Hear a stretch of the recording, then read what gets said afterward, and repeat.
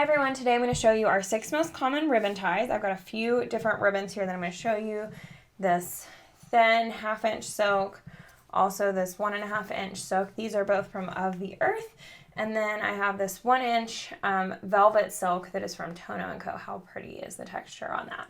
So I'm just going to show you a couple of different ties, and I'm going to start you off with a timestamp image so that if you're only looking for one specific tie, you can go ahead and skip there and don't have to watch the whole video. All right, and if you don't already have our wedding invitation assembly guide, it talks about where we get all of these ribbons, where we get all of our supplies for assembly, and how to put them together with your wedding invitation. So go ahead and purchase that at the link below if you don't already have it. I'm going to start with 2 super simple ones. First of all, I'm going to start with the velvet, and we don't traditionally tie velvet because it becomes really bulky. Also, as you'll see, velvet is mostly single-faced, meaning that there's only velvet on one side of the ribbon, as opposed to like silk. It's not technically double-faced, but it just looks the same on both sides. So you'll be able to see that back side if you do tie it, and we don't really want to do that. So we typically just do an overlap or a meet in the middle when it comes to velvet. So there's 2 options here. The first would just be a simple overlap. You'd want to seal it with like a wax seal or something. So you would just overlap your velvet here, leave the ends loose, and then put a wax seal right there. Otherwise, you can just cut it the exact length that you need it. I actually cut it a tiny bit of overlap. Make that overlap right in the middle, and then you'd wax seal there as well. If you wanted the velvet just flat and no wax seal, you could do it like this, opposite, but then you would just need like a little sticker, tape, maybe hot glue underneath this to attach it on the back. So that's super, super simple, and that's what we typically do with velvet. Because it's so thick, you don't want to tie it. You could also do a lot of the other folds that we're going to do with velvet in an overlapping fashion, but I'm going to show you how to do them in a tying fashion so you don't need a wax seal or anything. Okay, this one is just a simple tie. This one, in my opinion, looks best with a thick ribbon. And you always want to keep your ribbon ends at an angle. I kind of don't pay too much attention to them being at the same angle. You can decide how you feel about that. So you're going to cut your ribbon as long as you want it. It depends on you, but I'm going to go with this. And for silk ribbon, you're going to need really sharp like sewing fabric scissors. And then you're simply going to tie the ribbon. It's really, there's no trick to this. It's really not a big deal. Silk ribbon is great because it's thin enough that you can get a really small bump. Whereas if I were to tie the velvet in a double knot, we're going to get something way bigger. You see the size of those knots comparatively. First of all, this one's really messy because of the edges and because of that double face that I was talking about, but it's way bigger, so that's going to impact your postage in a way that the silk ribbon will not. So you can do that there. So I love just a simple tie. Typically when I put them in the envelope, I do them like this so there's less like smashing, because if you do it like this is going to get like bent around. So I do kind of like to do it like that, and then when they pull them out, it'll typically rest somewhere around there, which is really nice. If you want the ties to be really horizontal, I'll show you how to do that when we get into the bow tying spectrum, but I actually like them to be a little bit off center. And you'll notice that we're only using the invitation.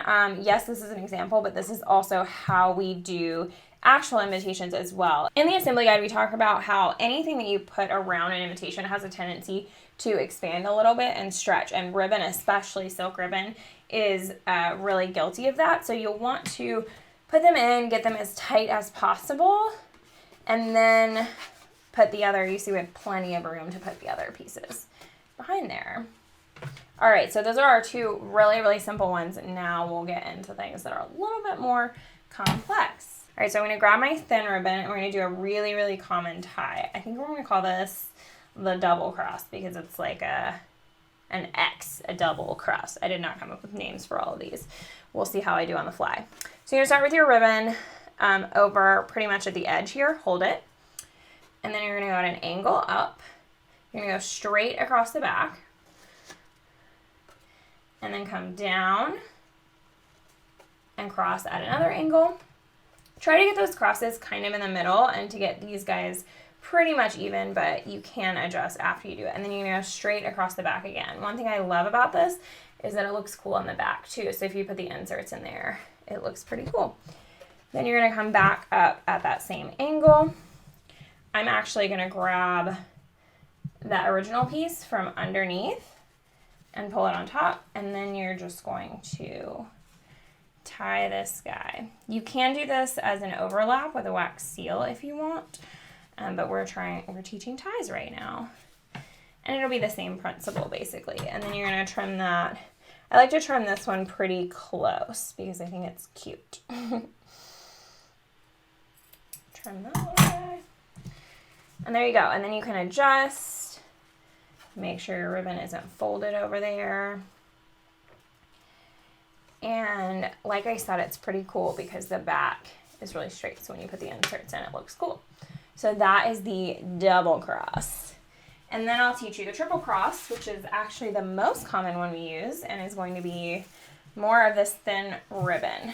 Again, this is from Of the Earth. This green is one of their colors. I don't remember the exact name. And then this pink that we're using is a perfect dusty pink that I love, and its number is 519. It's a custom color that you have to order, but they already have it formulated, so you can just order 519. I order that one a lot. Okay, so we're gonna start in the same way. Go up at an angle, straight across the back. You're gonna wanna make sure that you don't twist your ribbon in the back because that looks sloppy. So it'll be straight across the back. For this one, I like the second one to be a little bit more straight. Again, straight across the back.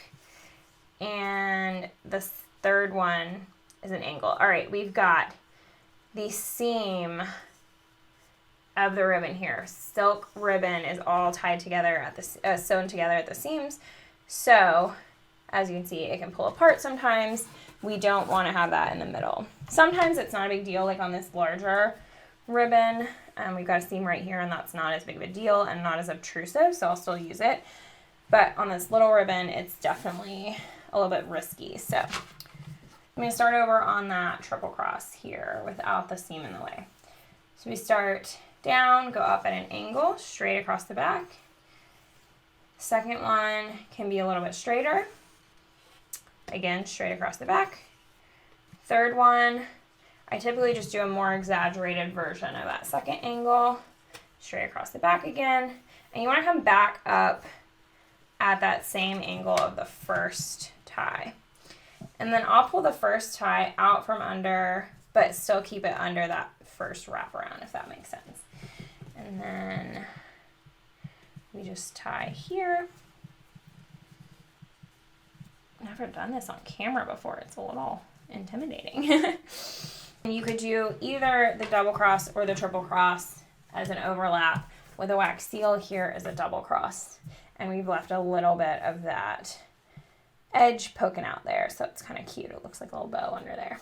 All right, now what you all have been waiting for is we're gonna teach you how to tie the perfect bow. Hopefully I'll be able to get this right. Been practicing for you.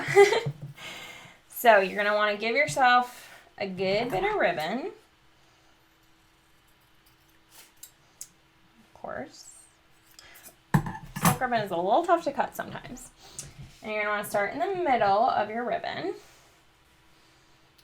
Let's even this guy up. Again, this seam doesn't bother me too much because it's mostly gonna be covered up by the bow. If it bothers you, totally fine. Just avoid that when you're cutting your ribbon and make sure you get extra because you'll find that every yard or so. All right, so you all know how to tie a bow. First step is the knot. We're gonna try and keep all of this as straight as possible and not get it all bent up as much as possible. Of course, you're gonna bend it up at some point, but this has flipped over completely, so we're gonna unflip it.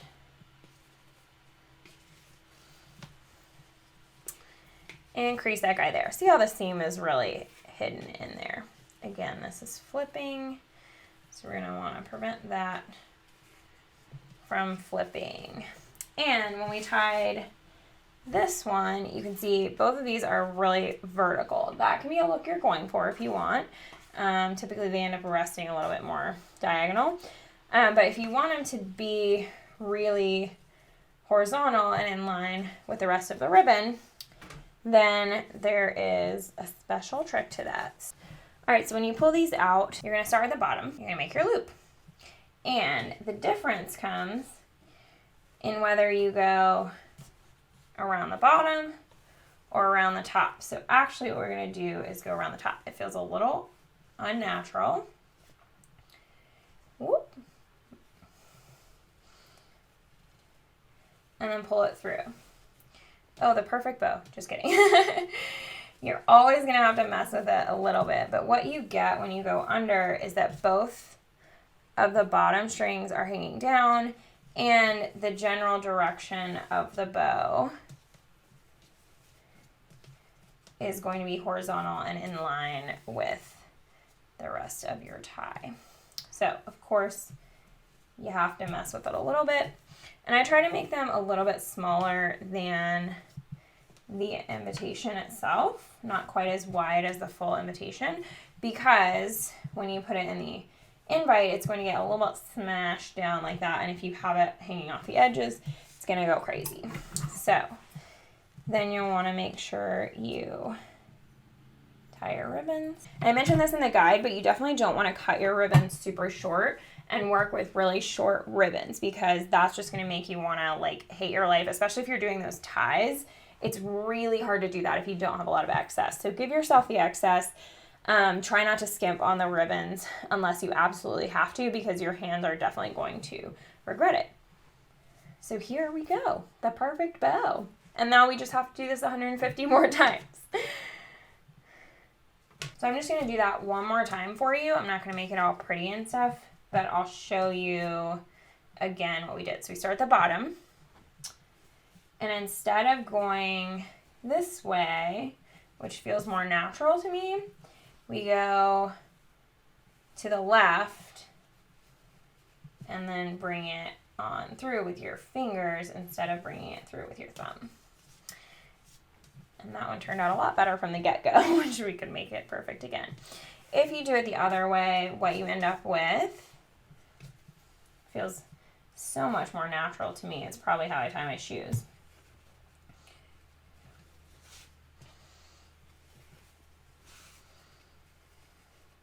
So what you end up with there, if I can get it through. Okay, so what you end up with there, obviously you can make this prettier. And if this is the way that you want your design to look, then definitely go for it. I think it's beautiful still. I definitely don't think that people would be upset with this. But you will have your bow kind of pointing the opposite direction from the rest of your tie. And then you have your two ends kind of off to the side. So also beautiful, frankly. It looks amazing. Looks like a nice little package. This is how I would tie a Christmas bow. But if you want it in that same direction, then you're going to want to go the other way around. Bottom, come around the top. And there we go. I feel like I'm getting better at this. There we go. All right, and then I'm going to show you one last tie. All right, I'm going to show you one last tie, which I love. I've never really seen anyone else use it. Basically, you're going to want to give yourself like a whole yard of ribbon is how I did this for the last client. I gave myself an entire yard. This invitation is a little bit bigger than that one. So I'm going to give myself a totally arbitrary amount, but a whole lot of ribbon. All right, so we'll start kind of the same place we've been starting with my thumb down here. If you're right-handed, it might be more comfortable to start on the other side, but I'm just doing what's more comfortable for me here. And this one, I don't know, we'll call it like the mummy. That's kind of what it's reminding me of. And you just want to wrap a whole bunch. This one's really cool. It feels pretty luxurious, and it actually does a great job of like hiding the invitation if there's a big reveal. And then when you get towards the end, you may need to chop it off a little bit more, but you're just going to tuck it under one of the other pieces and pull it pretty tight, and it should stay in place for the most part. I'm actually going to chop this guy, and you'll probably want to chop it in a different direction on this one. That's not quite as important on some of the other ones. Oh, that was bad. Don't drop it like that. Make sure you get that nice angle in there. Okay, and this one's kind of just fun and luxurious. Like, who has this much silk ribbon to spare?